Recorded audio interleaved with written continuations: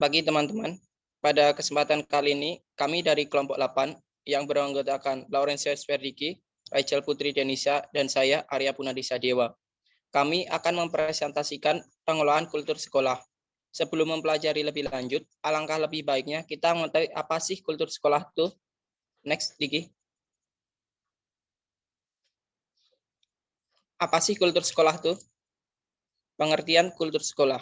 Kultur sekolah dapat diartikan sebagai cara hidup sekolah yang meliputi segala kegiatan sekolah di luar maupun di dalam ruangan. Menurut pendapat ahli Salt and Smith pada tahun 1994, mendeskripsikan kultur sekolah sebagai pola makna yang dipancarkan secara historis yang mencakup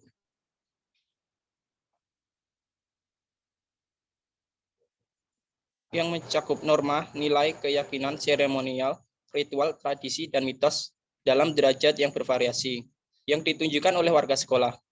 Jadi dapat disimpulkan bahwa kultur sekolah merupakan sebuah tata cara berkelanjutan di lingkungan sekolah yang harus mencerminkan sikap-sikap warga sekolah sesuai dengan norma. Kultur sekolah sendiri juga mempunyai fungsi yang penting. Keberadaan kultur sekolah sangatlah penting dalam perkembangan mutu pendidikan di lingkungan sekolah.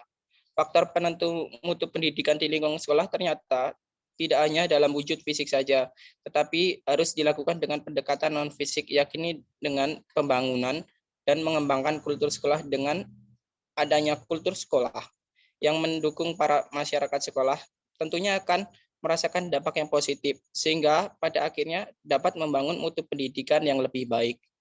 Next.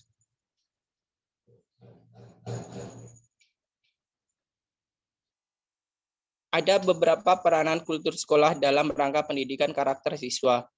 Keberadaan kultur sekolah tentunya sangatlah penting bagi pengembangan karakter siswa. Seperti yang kita ketahui, bahwa dengan adanya karakter siswa yang baik, maka diharapkan mereka ke depannya kelak dapat berguna bagi masyarakat sekitar. Hal tersebut dibuktikan berdasarkan penelitian yang dilakukan oleh Kristi Wardani pada tahun 2014 tentang implementasi pendidikan karakter melalui budaya sekolah di SD Negeri Tajib Panembangan, Klaten. Diperoleh hasil bahwa pendidikan karakter dapat dikembangkan melalui beberapa cara, antara lain pemberian pemahaman yang benar tentang pendidikan karakter. 2. Pembiasaan. Ketiga, pemberian contoh atau teladan. Yang keempat, pembelajaran di semua bidang studi secara integrasi. Kultur sekolah berperan dalam mengembangkan prestasi siswa melalui nilai-nilai utama dan seperti mengajarkan murid didik untuk bertanggung jawab serta mengedepankan kejujuran dan toleransi yang dibudayakan melalui tugas-tugas yang diberikan kepada siswa. Selanjutnya akan dibacakan oleh teman saya Laurentius Verdiki.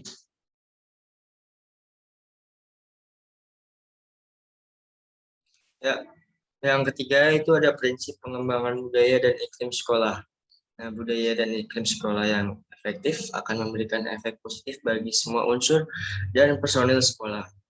Menurut Daryanto, prinsip-prinsip yang menjadi acuan dalam pengembangan budaya dan iklim sekolah itu ada: 1. Berfokus pada visi, misi, dan tujuan sekolah.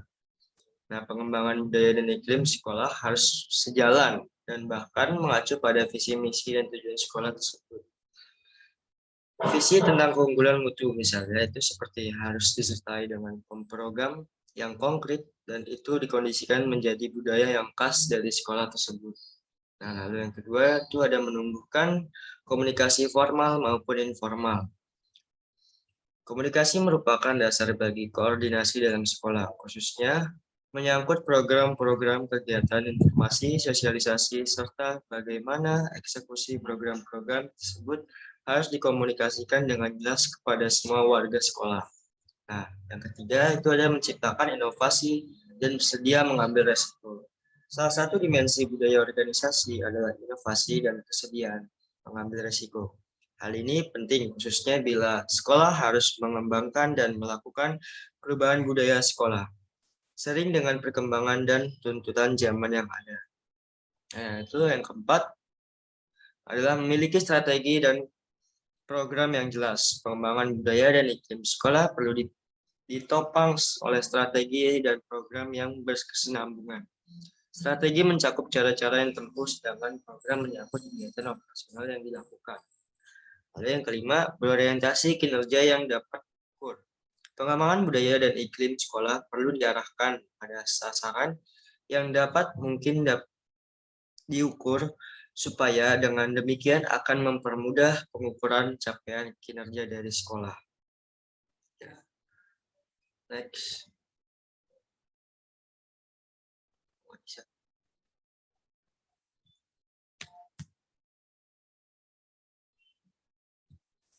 Oke. Lalu yang keempat ada asas-asas pengembangan budaya dan iklim sekolah peningkatan. Peningkatan mutu dan kualitas pendidikan di sekolah harus dibarengi dengan budaya dan iklim sekolah yang kondusif, dengan menerapkan nilai-nilai dasar sebagai asas kehidupan sekolah. Nah, asas-asas pengembangan budaya dan iklim sekolah itu ada kerja sama tim. Sekolah adalah komunitas pendidikan yang terdiri dari kumpulan personil, kepala sekolah, guru, siswa, tenaga kependidikan. Personil dalam komunitas ini merupakan sebuah tim yang akan mencapai tujuan bersama.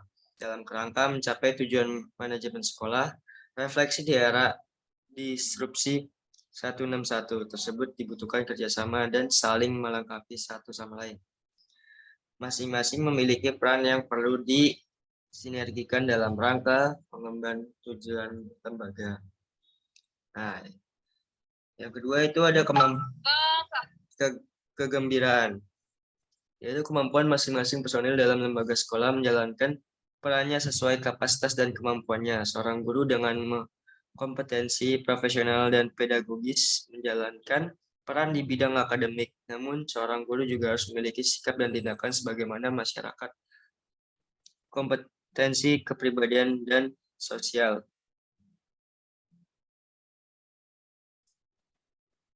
Yang C itu adalah hormat.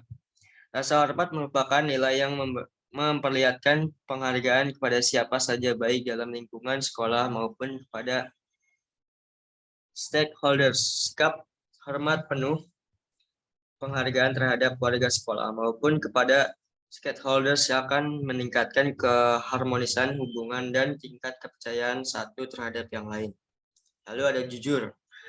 Nilai kejujuran adalah nilai yang saling mendasar dalam hubungan antar personil dalam lembaga. Sikap dasar jujur dan bertanggung jawab secara objektif, baik terhadap diri sendiri, terhadap tugas dan perannya, maupun terhadap orang lain yang membentuk pribadi yang baik dan pantas dipercaya. Lalu ada disiplin. Disiplin yang dimaksudkan dalam asas ini adalah sikap dan perilaku disiplin yang muncul karena kesadaran dan kerelaan untuk menjalankan perannya secara teratur dan konsekuen, serta mampu menempatkan diri sesuai pada kondisi yang seharusnya. Lalu empati. Empati ini adalah kemampuan menempatkan diri atau dapat merasakan yang dirasakan oleh orang lain tanpa hanyut dalam perasaan itu. Sikap empati ini dari seluruh personel sekolah dapat menumbuhkan budaya dan iklim sekolah yang baik karena dilandasi oleh pemahamannya dan pemahaman akan perasaan orang lain. Yang terakhir itu adalah pengetahuan dan kesopanan. Personel yang memiliki pengetahuan atau wawasan yang luas namun tetap santun dan rendah hati dalam menjalankan perannya akan memberikan kesan yang meyakinkan dan mudah dipercaya oleh orang lain. Lalu slide selanjutnya akan dijelaskan oleh Rahel Putri Denisa. Silakan. Yang kelima yaitu dampak pengelolaan kultur sekolah. Pengelolaan kultur sekolah sendiri membawa berbagai macam dampak terhadap warga sekolah dan lingkungan pendidikan, baik itu positif maupun negatif. Yang pertama, yang positif yaitu yang pertama mendorong warga sekolah untuk memiliki komitmen yang tinggi. Yang kedua, mendorong terbentuknya stabilitas dan dinamika sosial yang berkualitas. Yang ketiga, sebagai alat untuk membangun identitas atau jati diri.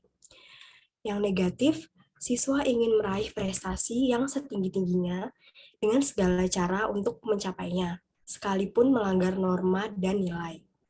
Yang kedua, guru sering melecehkan siswa dan terkadang memberikan contoh yang tidak baik. Sebagai balasannya, siswa tidak menghargai seorang guru. Yang ketiga, siswa tidak khawatir dengan nilai rapot jelek. Hanya beberapa siswa yang mengerjakan PR. Karena mereka yakin dengan belajar bagaimanapun, sekarang ini mereka akan naik kelas dan lulus dan akan mendapatkan ijazah. Next.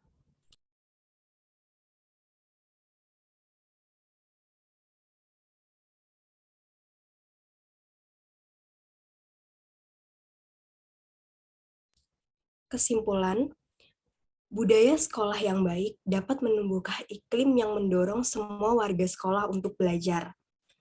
Belajar yang muncul dari dorongan diri sendiri, intrinsik dan motivasi, bukan karena tekanan dari luar dalam segala bentuknya. Akan tumbuh semangat di kalangan warga sekolah untuk senantiasa belajar tentang nilai-nilai kebaikan. Budaya sekolah yang baik dapat memperbaiki kinerja sekolah, baik kepala sekolah, guru, siswa, maupun pengguna sekolah lainnya.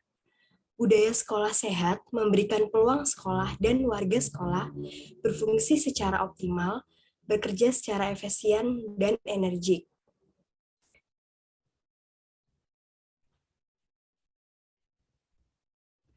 Demikianlah beberapa hal yang bisa kami sampaikan. Sekian dan terima kasih.